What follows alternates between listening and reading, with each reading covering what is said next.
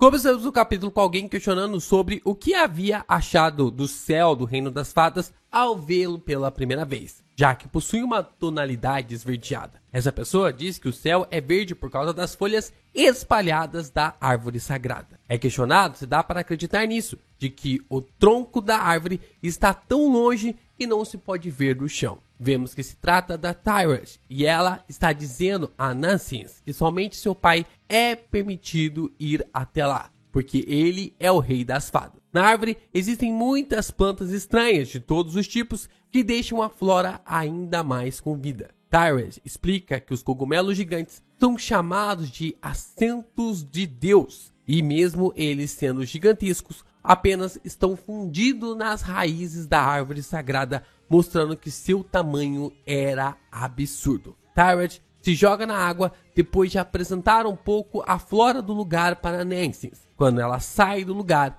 Tyrant questiona a Nansens se ele ou ela já sabia disso tudo. Mas Nansens apenas quer saber há quanto tempo a Tyrant sabia que ele ou ela, na verdade, não era um homem. Mas se a gente achava que o Nakaba ia facilitar as coisas neste plot do Nansens, meu amigo, engano nosso, porque o Nansens também não é uma garota. Yo, Geeks, aqui é o LP e vocês estão no canal do Geek Brasil. Fiquem ligados que esse vídeo contém spoilers do capítulo 140 do mangá dos 4 Cavaleiros do Apocalipse. Sim, pessoal, seguimos aqui com a segunda análise no canal dos 4 Cavaleiros do Apocalipse. E a gente vai falar um pouquinho sobre essa construção do Nansens e também sobre o Myrtle. É esse personagem que tá tomando ali um corpo, né? Tô tomando uma aura na história e eu tô gostando de ver. Mas antes, eu queria deixar um recado para vocês comprarem seus mangás de Nanatsu no Taizai na Amazon. Vocês podem comprar com o link na descrição e assim você ajuda o canal com aquela comissãozinha. E o melhor, né? Você faz isso sem acrescentar mais nada ao valor final da sua compra. Então, compre através dos nossos links e assim você ajuda o canal do Geek Brasil.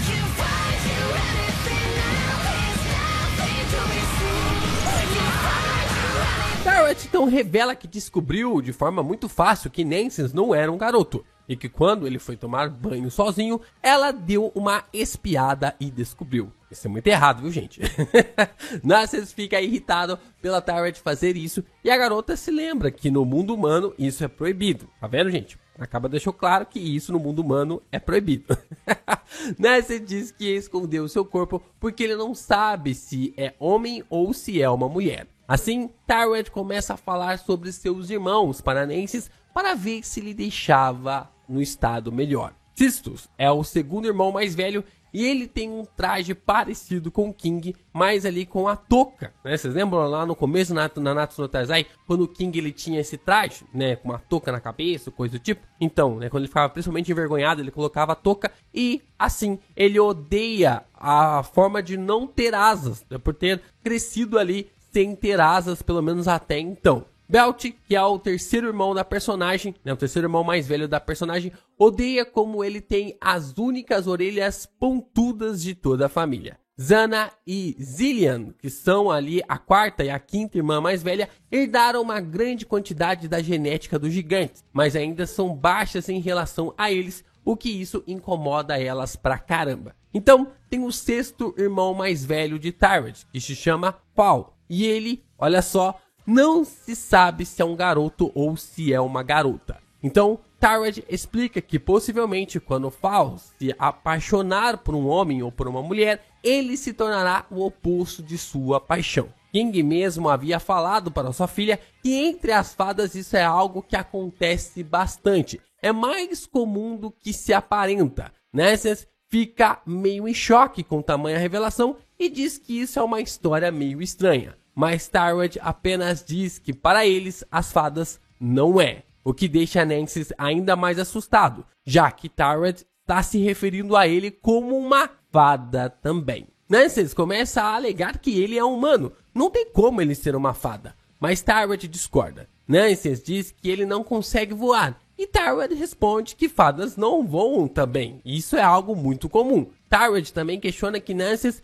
vive falando que ficou mais saudável desde que chegou ao reino das fadas. Tyrant diz que isso é muito estranho, porque nenhum ser humano consegue viver bem na Floresta das Fadas. Nancy questiona por que não, e Tyrant apenas responde que é por causa do ar do reino, na forma como ele é muito espesso e também muito doce, e que ele pode não matar, mas que por causa disso vai criar uma tontura e também pode causar asma nos seres humanos. Tyrant então dá o checkmate, dizendo que é impossível o Nancy não ser parte do clã das fadas, que ele pertence ali ao clã das fadas com toda certeza. Nancy ainda está incrédulo com tanta informação, com tanto processo de informação, mas Tyrant responde que os humanos que fazem visita a eles precisam tomar as pílulas de Mullion regularmente. Mullion, do Reino das Fadas, oferece alguma resistência às toxinas no ambiente hostil. E assim, Nancy se lembra da pílula que Mertli acabou tomando. Nancy diz também que entende por que seu veneno não lhe afetou, não afetou ali o Mertli. E ele reluta com a ideia, mas a Tyrant informa que Mertli também tomou antes da batalha. O que mostra para nós que essa complexidade que o Nakaba está construindo é sempre algo na qual ele gosta de brincar com a nossa cabeça e nossa perspectiva de pensar como um mundo. Mas é interessante colocar essa camada a mais nas fadas. Provavelmente não deve ser um amor qualquer que possa de fazer essa mudança, né? Possa de fazer essa mudança ali no Nancy. Se fosse assim, o Nancy já teria tido a mudança em seu corpo, já que é claro que sente atração pelo Percival. E isso promete ficar ainda mais louco se a Tyrant se envolver na parada e se declarar pro Nancy. Porque, meu amigo, com o plot dele ser filho do King e da Diane, ou filha ali do King e da Diane, na Caba do Céu, onde você está se metendo? Por outro lado, nós ainda temos a ideia do Mertli ser um humano, coisa que eu acho que existe mais caroço nesse angu. Na análise do capítulo 139, eu tinha falado da possibilidade dele ser filho dos Eldris com a Gelda, mas isso é um pouco mais complicado, já que a gente teria ali na possibilidade, provavelmente durante todo esse tempo, King e a Diane saberiam quem seria o pai do Mertli e era só devolver para os Eldris e para Gelda. Por mais que os quadros do capítulo passado remetem bastante aos Eldris e também a Gelda. Mas os quadros deste capítulo, cara, me fez lembrar, principalmente o penteado ali do Mertli, me fez lembrar bastante a Merlin. A forma como é colocado, a maneira como é representado e até o nome, né? Mertli, Merlin. A gente tem essa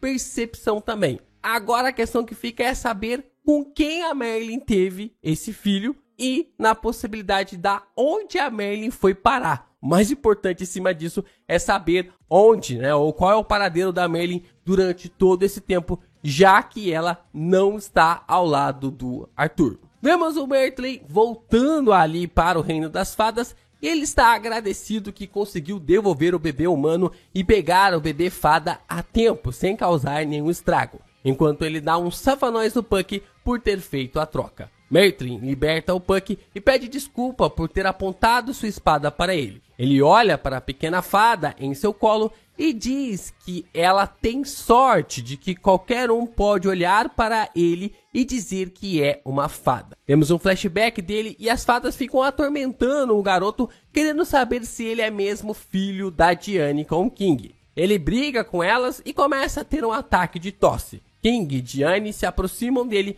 e dizem para Mertli que precisa tomar o remédio sempre. As fadas começam a julgar o Mertli conforme ele vai crescendo, dizendo que ele é pequeno demais para ser filho da rainha dos gigantes e é estranho ele não poder voar sendo filho do rei das fadas. King e Diane sempre tentam confortá-lo como podem, dizendo que ele é filho deles de verdade, de que o Mertli realmente não precisa se esforçar tanto, que essa é uma questão complexa, mas o Mertli sempre sente que esse conforto qualquer dia vai lhe esmagar pela ansiedade. Mertli começa a questionar sobre ele ser fruto de um changeling e questiona se eles poderiam lhe amar caso o verdadeiro filho voltasse para casa. Mas assim que Nancy pisou na Floresta das Bruxas, ele percebeu que Nencys era semelhante demais com o King e também com a Diane. E foi exatamente o que eu disse pra vocês na semana passada. Até mesmo Martelin havia percebido a semelhança entre King e Diane com o Nencys. Na verdade, estava muito na cara desde o começo dos Quatro Cavaleiros do Apocalipse, né? Desde o começo de Mokoshiroko, de que o Nencys parecia muito com o King e também com a Diane. E agora a gente percebe que até mesmo o Martelin já havia notado a semelhança. Mas também é impressionante como o King e a Diane são os dodóis da cabeça.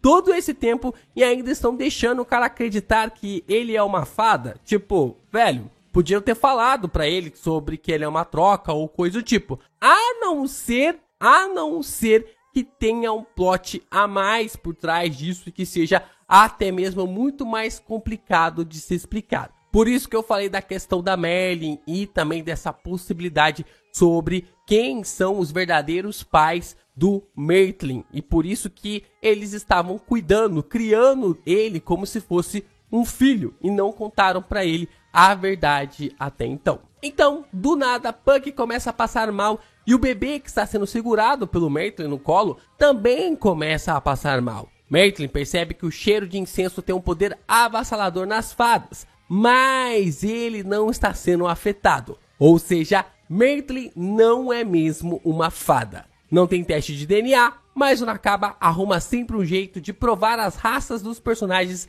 de formas incríveis.